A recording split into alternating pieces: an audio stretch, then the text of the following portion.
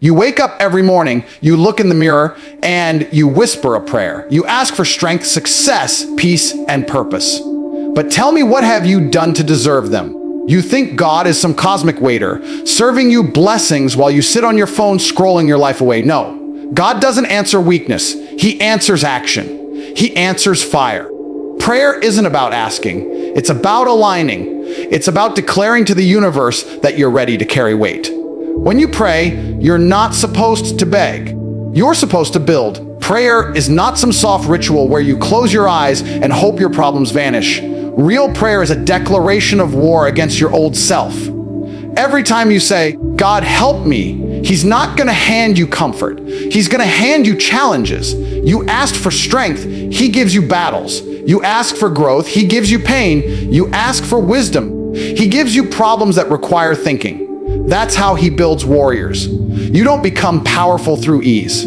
You become powerful through resistance. And that resistance is the response to your prayer. People say, "I've been praying for months and nothing's changing." Of course, nothing's changing. You pray like a man who's afraid to move. You pray for opportunities, but don't prepare yourself to seize them. You pray for financial success, but spend your time doing nothing productive. You pray for respect, yet you live without discipline, without drive, without purpose.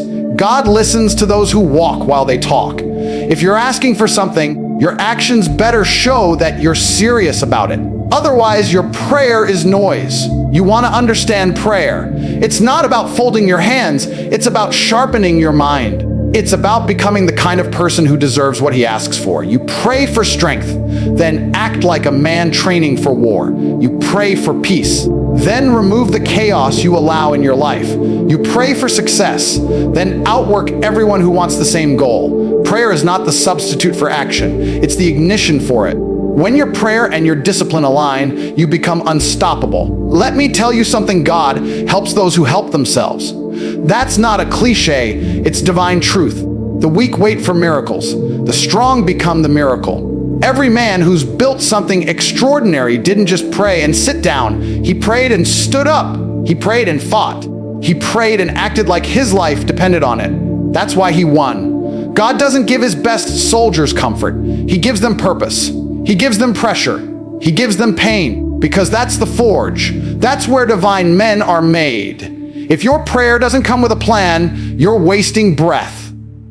If your faith doesn't come with fire, you're pretending. There are men who pray once and then move mountains, and there are men who pray every day and still live weak because their heart never moved with their words. Which one are you? The truth is, God's listening, but He's not impressed by words. He's impressed by commitment. Every time you act with discipline, that's a form of prayer. Every time you resist laziness, you're worshiping. Every time you make a decision to grow when you could have stayed the same, you're speaking directly to Him without saying a single word. You think God respects the man who complains and cries every night. No, He respects the man who kneels in prayer, stands up, and says, "All right, let's work." That's the kind of man who walks with divine energy. That's the man God blesses. You can't pray for a kingdom while you're acting like a servant of your fears. You can't ask for power while you're serving comfort. God doesn't give crowns to men who hide from their trials. He gives them to men who run toward their battles with faith in their chest and fire in their eyes. Prayer is supposed to transform you, not excuse you. It's supposed to make you bold, not passive. It's not "God, do it for me." It's "God, give me the strength to do it myself," because that's how divine alignment works. You speak, you act, and then God multiplies what you give. That's the formula. You plant the seed through effort, and He sends the rain when you've proven you can handle the harvest. Stop treating prayer like a transaction. It's not a deal. It's discipline in disguise. Every morning you wake up and pray. You're reminding yourself of who you must become. You're not asking for things. You're setting the standard for your own soul. You're saying, "God, I'm ready to build. I'm ready to fight. I'm ready to earn what I ask for." And when that's the energy behind your words, life starts to shift, because God won't move for you until you move for yourself. So if you've been praying for change, stop looking for signs. be the sign. If you've been asking for strength, start lifting your burden. If you've been begging for purpose, start living with discipline. That's prayer. That's power. That's how you build a connection with something divine, by proving through your actions that you're worthy of His attention. When you understand that, prayer stops being a ritual and becomes a weapon. A weapon you use to align your spirit with your mission. You're not begging for miracles, you're becoming one. You're not asking for direction, you're walking in it. Because once you learn that prayer without action is fantasy, and action without prayer is arrogance, you'll find balance. And in that balance, you'll find divine power. That's where God mode begins. You say you believe in God, you say you have faith.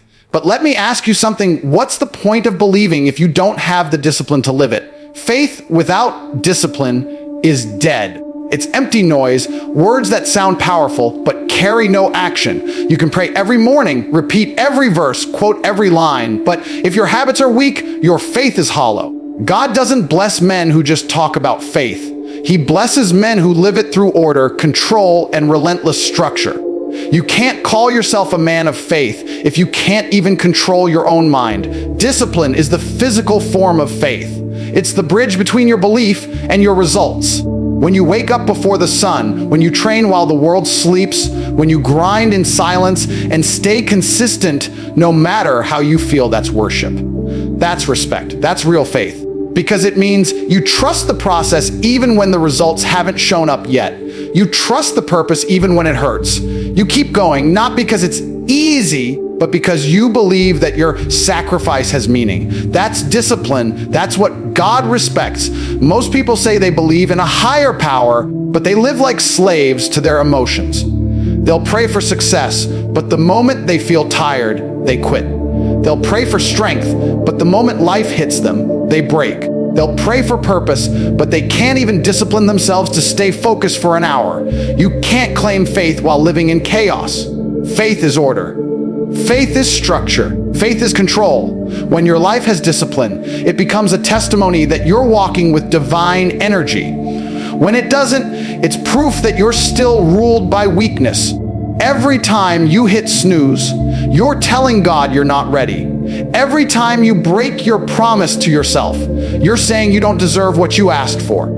Every time you make excuses instead of executing, you're proving that your faith is fragile. Discipline is how you communicate with God without words.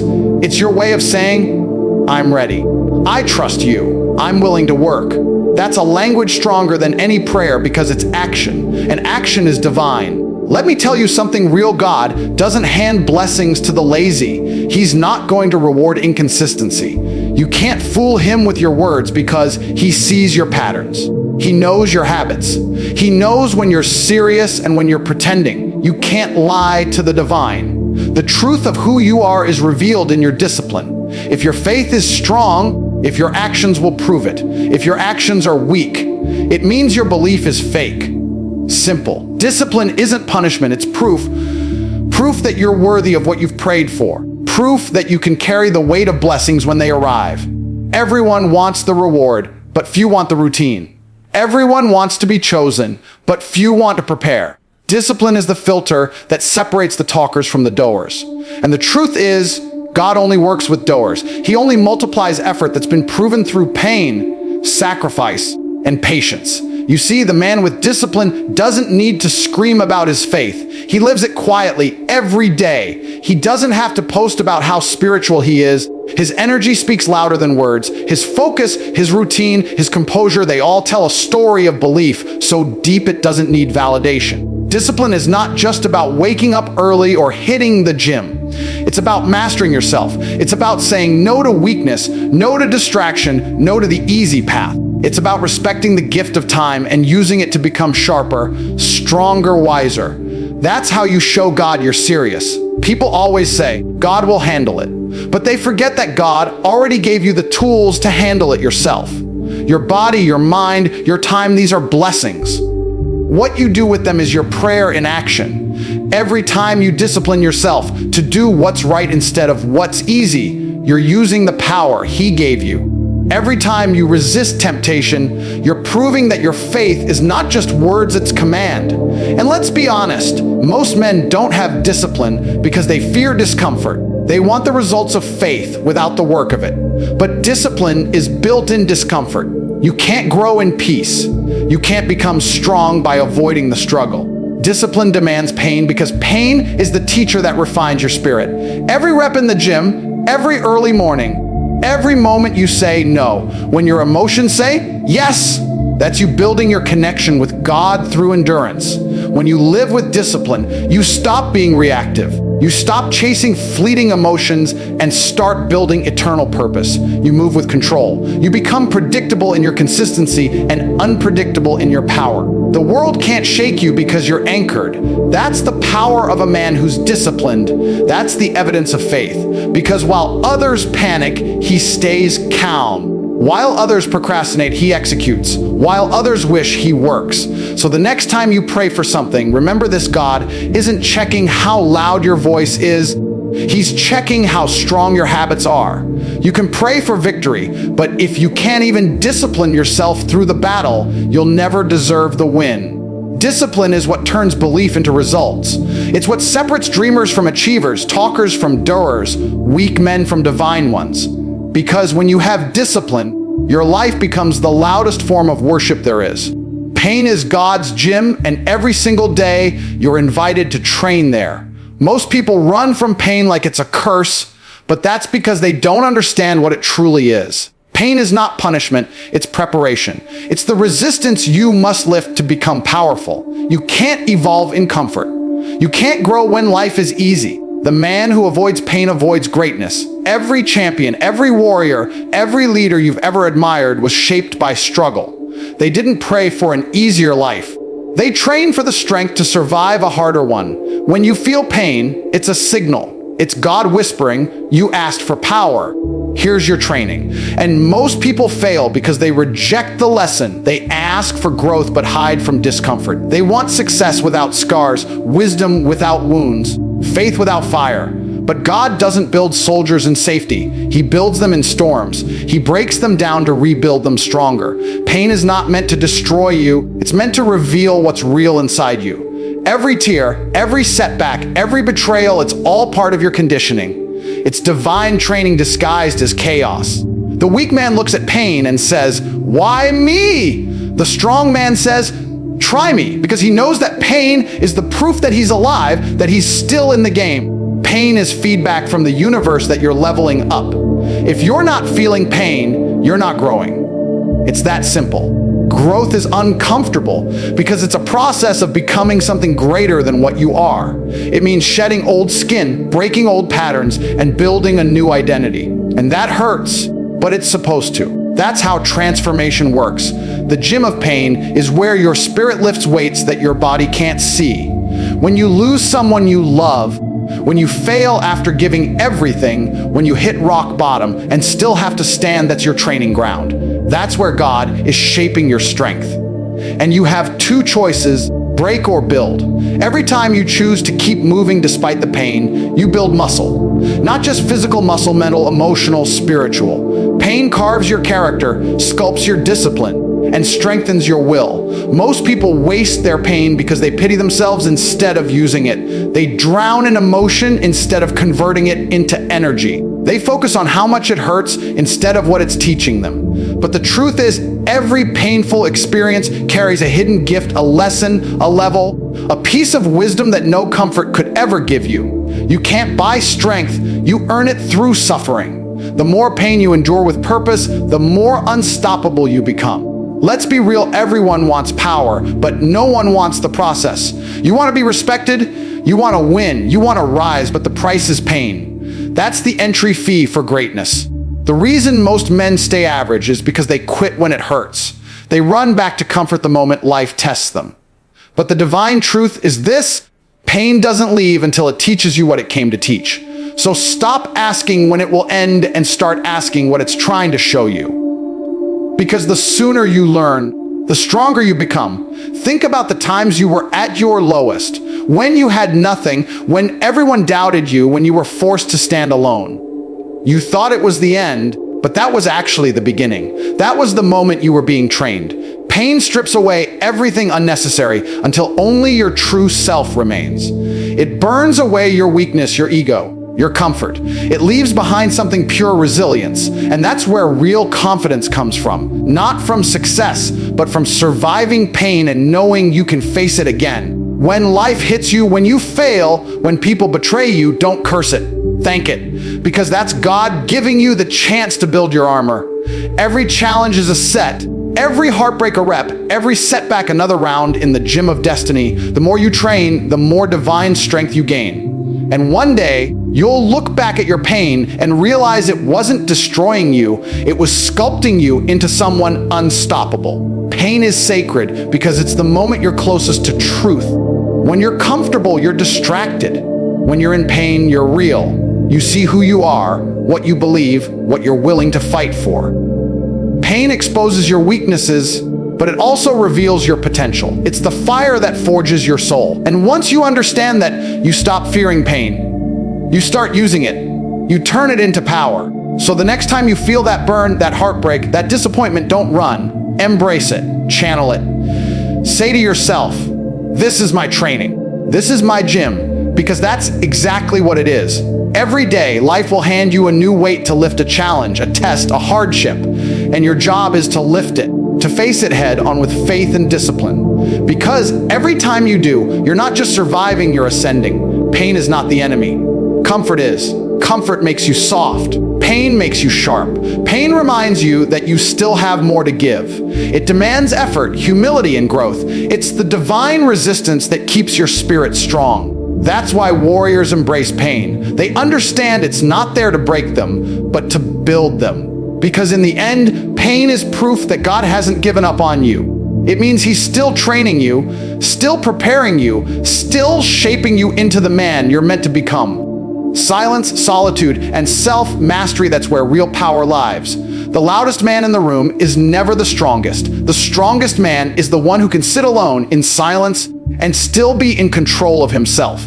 Because when you remove the noise, you meet your truth. When you cut out the distractions, you face your demons. And that's the place where growth begins. Most people can't handle silence because silence exposes what's inside them. They fill their lives with noise, scrolling, talking, chasing anything to avoid being alone with their thoughts. But if you can't control your mind when you're alone, you'll never control it when the world tests you. When you pray, you think God isn't answering because you don't hear a voice. But that's because you haven't learned to listen in silence. God doesn't shout, He whispers. He speaks through stillness, through discipline, through the moments when you finally stop running and start paying attention. Solitude is sacred. It's where clarity is born. It's where warriors sharpen their spirit. When you're constantly surrounded by noise, opinions, and distractions, you lose connection to your higher self. You forget who you are because you've never taken the time to sit in silence long enough to hear your own soul speak. Discipline isn't only about controlling what you do, it's about controlling what you think. It's about mastering the mind that constantly tries to sabotage you. Your mind will tell you to quit, to relax, to take the easy route, but in solitude, you can confront that voice. You can study it, challenge it, and rewrite it. That's self-mastery, not letting your emotions or impulses dictate your destiny. The man who has mastered his mind cannot be defeated because he's already won the hardest battle, the one within. When no one's watching, that's when the real test begins. Anyone can pretend to be disciplined in public, but what do you do in the quiet hours of the night when it's just you and your thoughts? Do you scroll? Do you waste time? Or do you train, plan, pray, and reflect? Every great man in history built his empire from solitude. They understood that you can't hear direction from above when you're drowning in noise below. You need moments of silence to reset your energy, to align your purpose, to remember your mission. There's a reason warriors meditate, monks fast, and leaders isolate, because in solitude, you connect to a higher frequency. It's not loneliness, it's elevation. You learn to love your own company, to be fueled by your own discipline, to be guided by your own conviction. The world will always try to distract you because distraction breeds weakness. But when you build the discipline to enjoy silence, you become dangerous. Because silence sharpens your focus, And focus sharpens your power. Most men are terrified of being alone because they've never learned to control the chaos inside their mind. They run from silence because silence reveals truth. It reveals the lies you've told yourself, the excuses you believed, the weaknesses you've ignored. But that's exactly why you need it. The only way to fix the cracks in your armor is to face them in solitude. You can't heal what you keep avoiding. Silence is not your enemy, it's your mirror. It reflects your flaws, but it also shows your potential. When you master solitude, you become untouchable, because nothing outside of you can shake what's already stable inside you. You stop reacting to nonsense. Stop chasing validation. Stop living for noise. You move differently. You think before you act. You observe more, speak less. And when you do speak, your words carry weight because they come from a place of understanding, not emotion. The man who's calm in chaos is the man who spent hours in silence mastering himself. Solitude gives you power, but it also tests you. It will bring every insecurity, every fear, every doubt to the surface. That's why so few can handle it. But that's exactly the point. You must face those shadows if you want to rise. You can't become strong by avoiding weakness. You can't become wise by escaping stillness. Every time you sit alone and resist the urge to escape, you're training your mind to stay steady under pressure. You're building resilience. You're learning emotional control. That's self-mastery, staying composed when everything inside you wants to break. Think about it in silence. There's nowhere to hide. You can't distract yourself with noise. You can't blame anyone else. You can't escape. And that's what makes it so powerful. It's in those moments that you realize your potential is limitless, but your excuses are loud. Silence kills excuses. Solitude kills weakness. Discipline keeps you there long enough to transform. Every moment of silence is a moment of rebirth, a reset that refuels your spirit.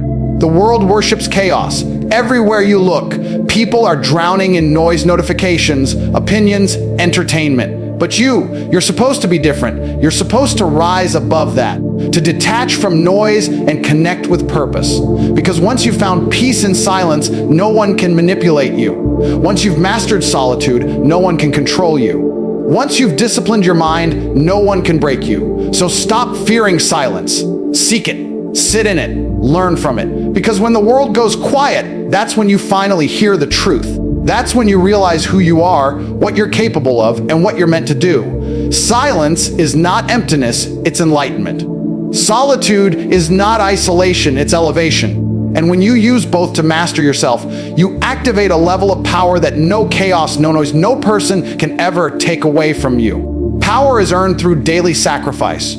Every ounce of strength you see in a man was built in silence, through moments of pain, through choices no one saw. People love to talk about power as if it's something you can buy, something you can fake, something you can demand. But the truth is, real power is sacred. It's given only to those who have proven they can carry it without being destroyed by it. And the only way to prove that is through discipline, through consistency, through sacrifice.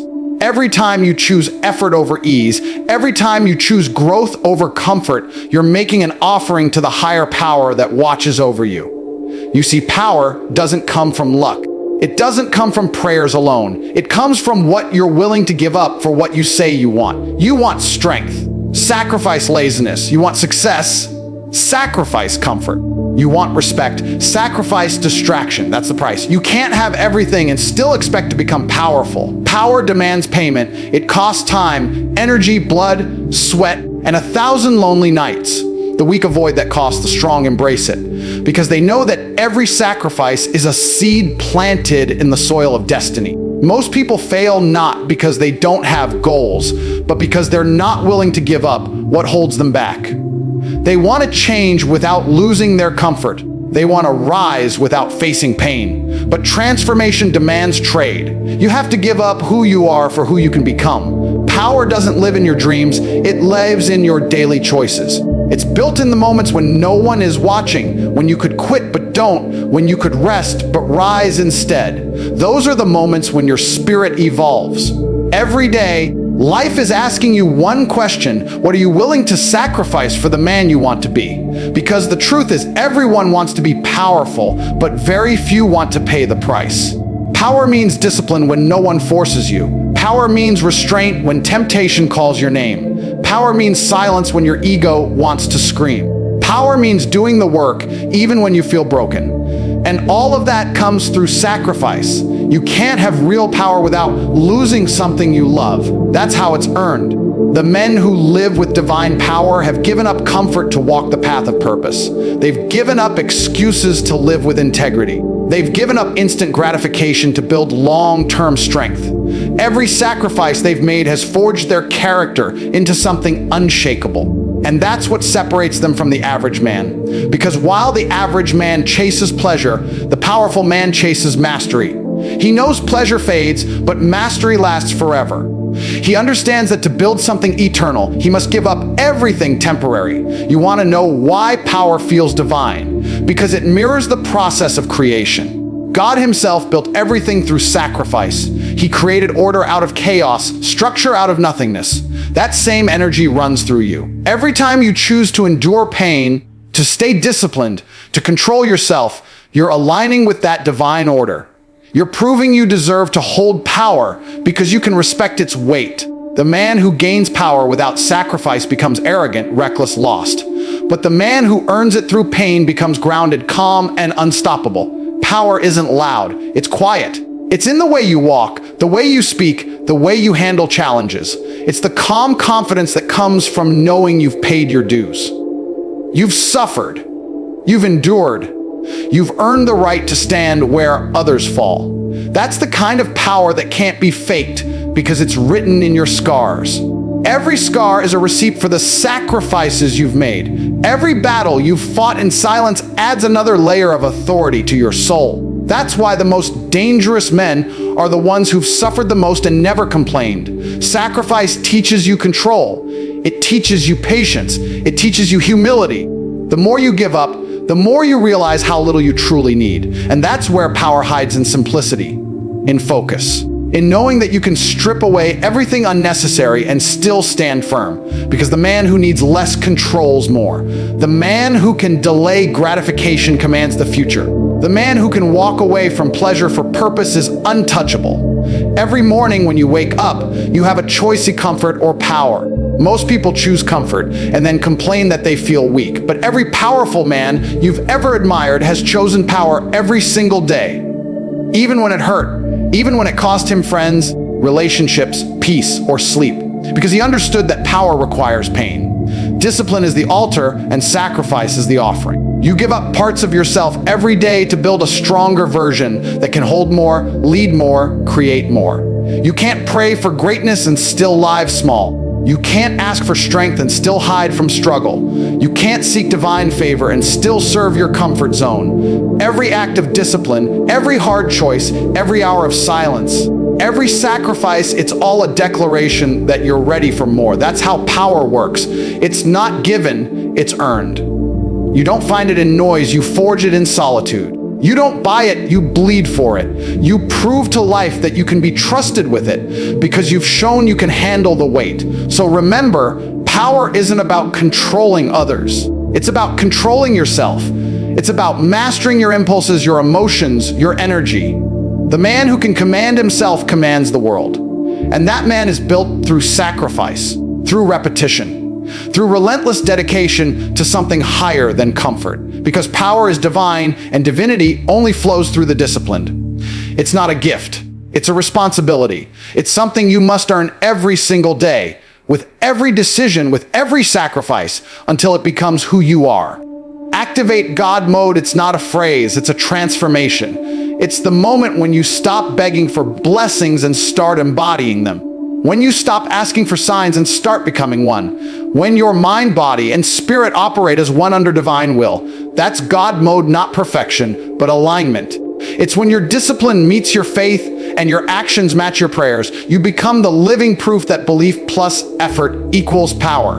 And the truth is, every man has the potential to activate it, but few ever will, because most men want miracles without mastery. They want power without purpose. They want blessings without becoming the kind of man who can carry them. Activating God mode is not about ego. It's about surrender not to weakness, but to divine order.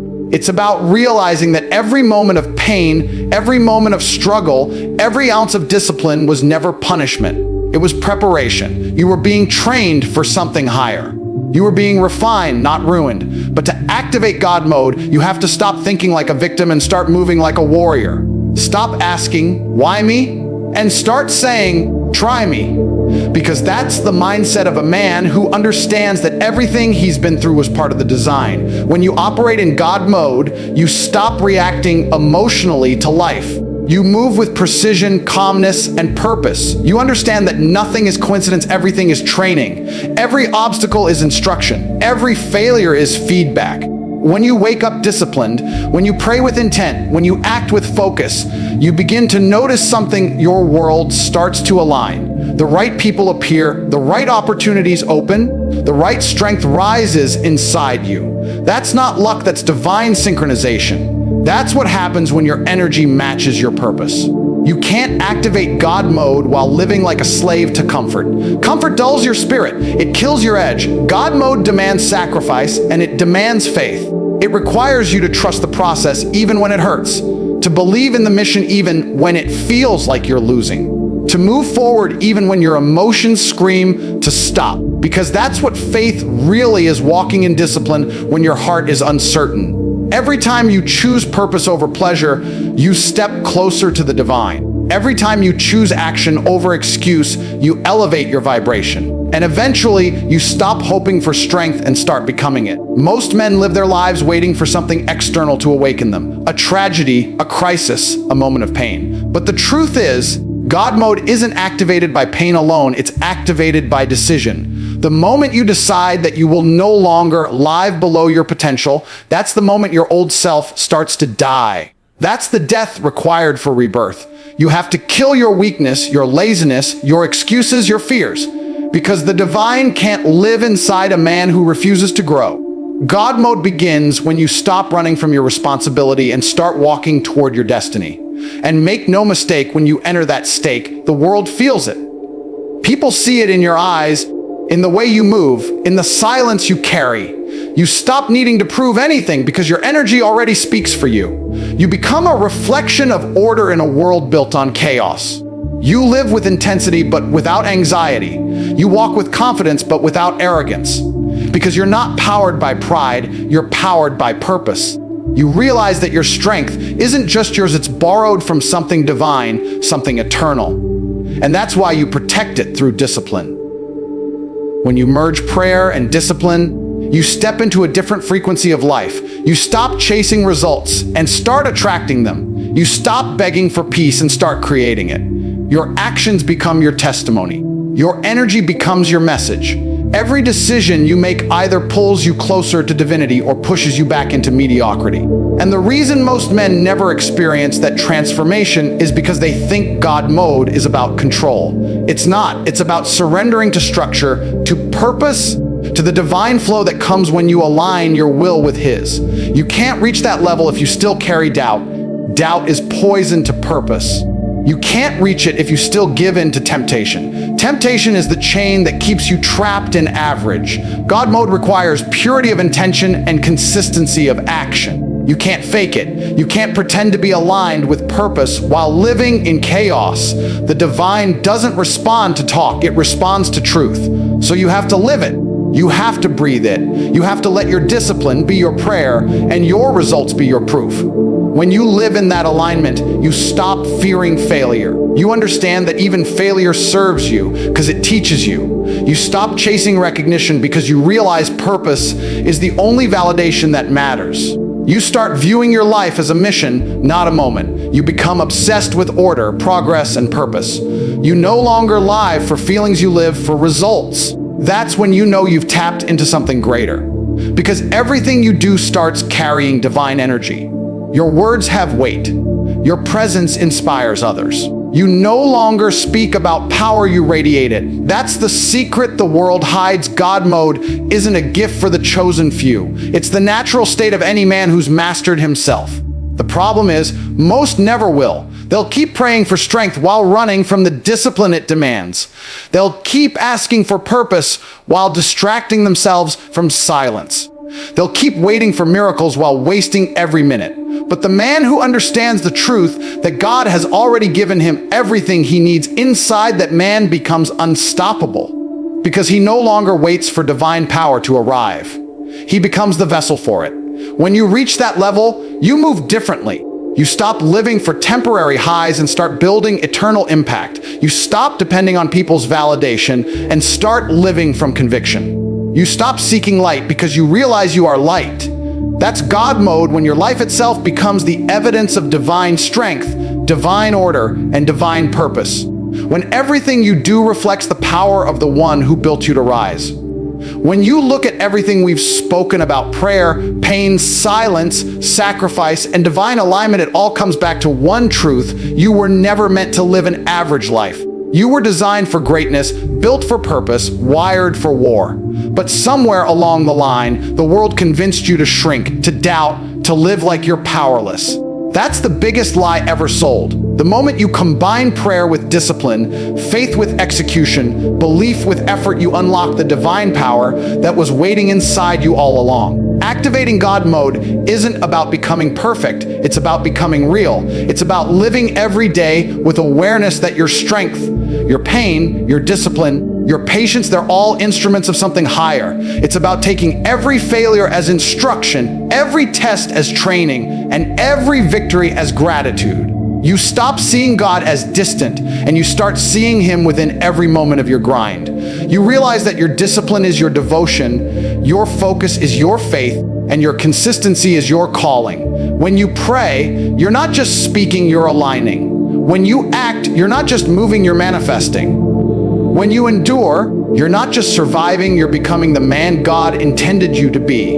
Every disciplined day sharpens your spirit. Every sacrifice strengthens your soul. Every step forward brings you closer to divine excellence. And when you reach that level, when you truly live by both faith and discipline, the world changes around you, because the world responds to energy, and a man walking in God mode radiates energy that can't be ignored.